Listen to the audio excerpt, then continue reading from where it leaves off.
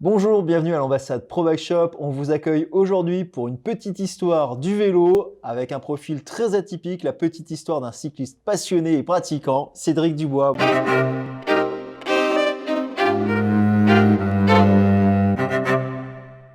Bonjour Cédric. Salut, ça va? Ouais, super. On est super content de t'accueillir ici. Voilà, une petite histoire. Je crois que toi, tu en as plusieurs des histoires à raconter parce que tu es un cycliste vraiment sous toutes ses formes. Est-ce que tu peux nous raconter un petit peu ton parcours? Moi, j'ai commencé jeune le VTT, enfin jeune, j'étais junior, j'ai commencé en 92. Ouais. Donc j'ai commencé, c'était le balbutiement du VTT, on va dire. Tu as commencé par le VTT? Commencé par le VTT, ouais. D'accord. J'ai été coureur élite de 97 à 2004. Ouais. Dans quelle équipe tu as couru? Alors j'ai couru dans le team GT, après le team Ego Bike. Ok. Et puis en 2004, j'ai fait un peu tout le tour je courais à niveau national, je faisais les Coupes D'accord. de France, puis bon, j'ai fait un peu le tour de la chose. Et là, j'ai mis un peu en parenthèse la compétition. Mhm. Et puis j'ai continué un peu à faire de la route et tout ça. On va en parler justement de la route dans puis un en deuxième temps. 2016, je me suis remis un dossard. J'étais champion de France Master. D'accord. Et là, c'est un peu déclenché un peu le retour en Ne compétition. nous en dis pas plus, on va en parler dans un deuxième temps. Alors, tu as commencé par le VTT, c'était vraiment, c'était le début du VTT en France, en tout cas en Europe, on peut le dire un petit peu. Enfin, ouais, un petit peu après, tu es arrivé en seconde vague. Tu as connu quoi alors? Tu as connu les innovations techniques, tu as connu le disque qui arrivait, vous aviez déjà des fourches suspendues, rassure-moi. Le disque, c'est arrivé beaucoup plus tard. Ah, Hein. c'est arrivé C'est les beaucoup années plus 2000, tard? ouais. Le disque, c'est D'accord. arrivé plus tard. D'accord. Donc, alors, c'était quoi un VTT à l'époque? En C'était compétition, parce que tu courais en compétition. vraiment le début, c'était cadre acier, fourche rigide. Ouais. Il y avait des fois des systèmes un peu d'amortisseurs sur les potences. D'accord. C'était Ça devait être un enfer en termes de rigidité, ces systèmes-là, si tu non? veux, j'ai rien connu d'autre. Au début, c'était vraiment je faisais pas de vélo, hein. J'ai jamais fait de D'accord. vélo. J'étais gamin, je faisais du vélo tout le temps gamin. Ouais. Et vraiment une pratique sportive, c'était le début, quoi. C'était, ouais, d'accord, le début. Donc, et ça ressemblait à quoi, un peloton élite à cette époque? Il y avait des gens qui venaient de tous horizons, il y avait plutôt des Non, routiers, c'était quoi? moi, je faisais que du VTT. Je détestais la route. Ouais. J'aimais pas du tout la route parce Tu viens de te que, faire plein d'amis là. ouais, non, la route, je détestais la mentalité. Ouais. On appelait ça les casquettes. Les routiers, on appelait ça les D'accord. casquettes.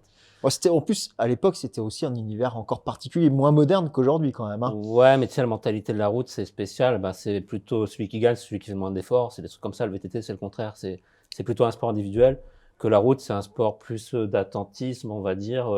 Et quand t'es C'est vrai qu'il faut calculer le moindre coup de pédale, hein, ça voilà, c'est et quand clair. tu es plutôt attaquant, tout ça, tu as envie. Enfin, pour moi, le VTT, c'était c'était pour évacuer quelque chose. Mhm. Que la route, voilà, la route, c'était pour moi, c'était pas possible.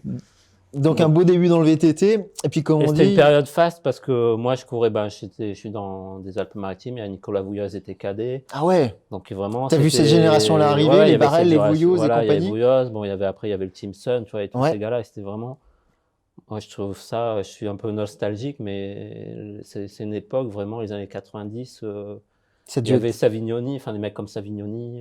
ça a dû être génial de lui de l'intérieur. Ouais, puis c'est des mecs maintenant que je côtoie. Enfin, Nico, il habite pas loin de chez moi, je le côtoie. Fabien Barrel, il habite à 100 mètres de chez moi. D'accord. Jean-Christophe Savignoni, C'est je un l'ai vu peu, Europe c'est un peu la d'Azur. mafia du VTT. Ouais, Savignoni, pour moi, c'était un peu mon idole. Ou Jérôme Ouais. Chotti aussi, c'est des mecs que j'ai côtoyés plus D'accord. tard.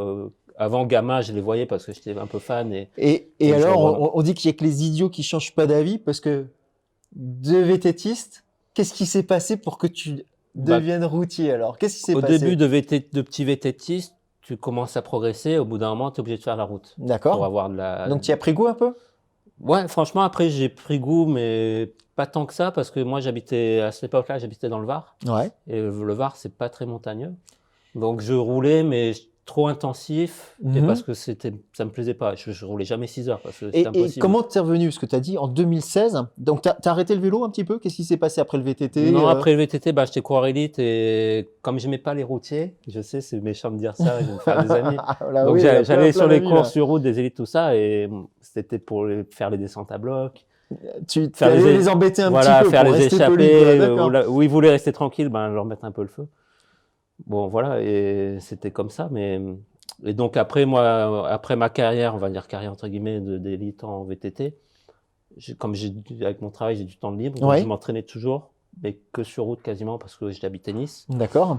Et je voulais pas m'embêter à prendre la voiture pour aller faire du VTT. J'avais pas vraiment de VTT Donc tu as voulu adapté. te remettre un petit challenge? Donc comme j'avais une bonne condition physique parce que je faisais de la route et la route, finalement, ça m'a plu parce que j'habitais une région à Nice qui est plutôt montagneuse. Qui est magnifique pour le vélo. Donc c'est je pense dommage que parce que vous qui nous regardez, bah voilà. Et si vous n'avez encore jamais roulé dans l'arrière-pays niçois, alors après toutes ces histoires de confinement et de Covid, mais allez-y, c'est juste merveilleux. super. C'est En fait, superbe. si jeune, quand j'ai du VTT, j'avais habité ce coin-là, peut-être j'aurais fait quelque chose sur route parce que finalement, enfin moi, ce qui me plaisait, voilà, c'est plutôt Donc rouler en t'es montagne. arrivé donc sur la route, t'as repris, t'es reparti route et Et raconte-nous après, qu'est-ce j'avais qui un s'est passé. bon. Il s'est passé un truc sympa quand même en route. Donc Je faisais du trail, je me suis blessé en trail et 15 jours après, je vois, il y a le championnat de France Master sur route. 15 jours après, Ouais, t'es blessé. ouais. Mais D'accord. c'est pas une blessure grave sur la route, il n'y avait pas de souci, je m'étais cassé un Donc métatarse. tu y allais pour voir ou pour mettre le Non, bazar. je savais que je pouvais gagner. D'accord. Donc je dis, c'est parce que c'était d'habitude, les championnats de France sur route,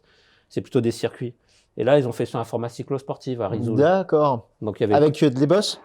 Col de la Nielle, aller-retour, Ouais. et l'arrivée à Risoul. Ah bien. Donc je dis quand même là. Parce que bon, t'as l'air plutôt taillé pour la montagne que Ouais. pour les sprints, sans vouloir te Non, non. Et donc là, je me suis dit, il y avait un coup à D'accord. jouer. J'avais même pas de licence. Je fais ma licence 15 jours avant. D'accord. Ah ouais, donc le Et mec à l'arrache, quoi, à l'arrache ouais, total. ouais. Alors, si vous-même, hein, vous vous dites, tiens, moi je vais le faire, je vais m'inscrire à une course, ça marche pas à tous les coups. Hein. Faut déjà un certain niveau pour pouvoir espérer gagner. Et du coup, Et victoire. moi alors. qui n'ai jamais rien gagné, enfin, j'étais élite, j'étais à un bon niveau, j'étais dans les 15 meilleurs français, mais quand t'as des mecs, t'as des Absalon, tout ça, Eh oui. t'es quand même un niveau au-dessous, c'est impossible de gagner. Et t'as fini tout seul, en échappé? Ouais, j'ai attaqué dans Risoul, dans la montée de Risoul, on était plus de 4, j'ai attaqué, je finis seul, j'ai gagné. Donc ça, c'est une belle première expérience. Ouais. Après, tu Eh t'es mis un ben, petit challenge sur l'étape du tour. Après, comme tu as maillot de champion de France, tu dis quand même, tu vas pas le garder, tu fais une saison. Donc, je fais une saison et moi, ce qui me plaisait, c'est la montagne. Donc, plutôt les formats cyclosportifs. C'est vrai que c'est l'idéal. Alors les cyclosportifs, pour ceux qui ne connaissent pas, une cyclosportive, c'est un petit peu aujourd'hui en effet, comme tu le disais tout à l'heure, il y a beaucoup d'épreuves en fédération fédérale qui sont en ligne, hein, en circuit pardon. Et la cyclosportive permet bien entendu souvent de pouvoir avoir un format en ligne, c'est-à-dire de ne pas avoir l'arrivée qui est au même endroit que le point de départ. Et bien souvent c'est des parcours qui sont assez montagneux, hein, Voilà. qui sont visés. Donc ça fait penser un petit peu au cyclisme qu'on aime, au cyclisme qui nous a fait aimer le vélo, hein, les étapes du Tour de France en montagne. Donc c'était un petit peu ça. C'est format étape de montagne Voilà, d'accord. du Tour de France. Et donc tu as ciblé. Comme en fait, j'avais jamais voulu faire l'étape du Tour parce que faut partir devant, faut demander une place, faut avoir des résultats avant. J'avais pas tout ça, j'avais pas dû m'embêter. Et puis là, je me dis, Mais là, là, j'ai le ticket j'ai d'entrée. J'ai le ticket d'entrée pour partir en première vague. Et pour moi, quand je fais un truc, c'est vraiment pour le faire à bloc. Donc, si je m'inscris à l'étape du Tour, c'est pour Et la alors, gagner. tu as gagné? J'ai mis 3 ans, c'est-à-dire la première édition. Quand tu avais le maillot bleu-blanc, tu n'as pas gagné? Non, je fais 4. Ah, c'est pas mal. Hein. Pied Ouais, du peloton, ouais, ça reste. bon, je pense qu'il y en a beaucoup qui signent tout de suite. Hein. Ouais, on a quand même fait une échappée au début, tout ça. Et puis, c'était un peu particulier. Bon, je fais 4, j'étais quand même content. C'est beau. Ouais. L'année d'après, je fais 3. Donc, il y a Victor Lafay qui a gagné, qui est chez Cofidis là. Ouais. Il y a un Colombien qui fait deuxième, un peu controversé parce que. Oula, attention, on va commencer à rentrer dans. On va dire qu'il revenait d'un stage en altitude. Non, en fait, il n'avait pas le droit de courir parce qu'il avait une suspension. D'accord.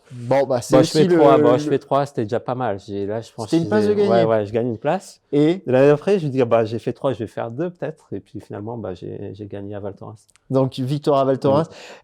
Sur cette épreuve, donc, tu as gagné quand même l'étape du Tour. C'est le Graal du cyclosportif. Hein. Clairement, il y a des coureurs élites, il y a des coureurs de très très haut niveau, des anciens pros.